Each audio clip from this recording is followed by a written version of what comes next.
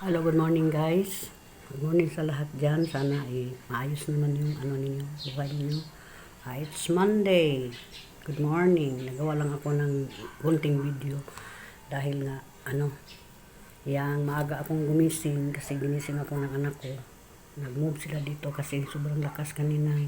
Madaling araw yung lindol. Ang dami na palang aftershock doon sa Surigao del Sur. So, ayan po guys. Sana ay magdasal tayo, pagdasal natin itong nangyari ngayon sa Pilipinas, lalo na dito banda sa amin sa Mindanao. Ayan po. So, ayan, medyo nag-worry lang po ako kasi nga lagi na siyang kahapon din mga 6 PM kagabi. Ganon din, naglilindol din siya pero hindi ganon ka lakas, siguro mga 4 or 3 pero matagal siya talaga nagtigil. At saka konti lang talaga tulog ko guys kasi nga alert ako baka mamaya maglilindol.